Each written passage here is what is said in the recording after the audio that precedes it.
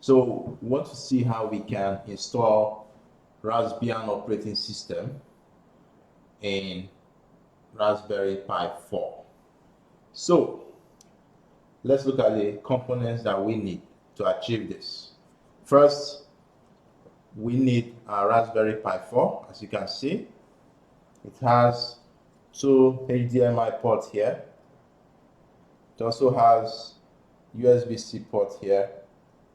And don't forget to place your heatsink. These heat sinks are very important. They help to minimize the level of heat dissipated on this board. So we need, first of all, Raspberry Pi 4. So the other components that we need, which is also very important, is our memory card. So these are memory card. It's a 32 gig memory card. Make sure you get an original SD card to work with. Then we also need a 5-volt adapter that you see here. It has a USB-C port. You can see it. Make sure it's 5 volt 3 amp. 5 volts 3 amp.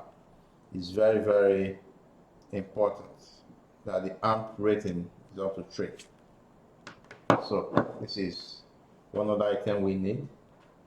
Then we need a USB cable, the normal USB cable. You can see it. You can see it here.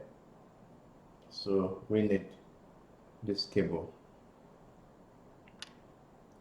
Then we also need a memory card reader, the USB memory card reader. So that's it. Then we need our micro HDMI cable. So these are micro HDMI cable. You can see, while the other end is the standard HDMI port. HDMI end. So we need this cable. Then one other thing that we need is our display. So because we do not have a TV here, we are going to be using a mini display like this. So currently, as you can see, this display is a 5-inch HDMI display, 800 by 480 pixel. It comes with touch controller, XPT2046. So it has the HDMI port here and also a standard USB port here. You can see. So we're going to be powering this port here through using this cable.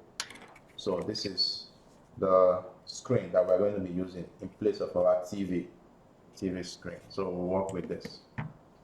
Then another component that we need in this process is our keyboard. So fortunately, I have a Logitech keyboard here. It has a mouse pad on it.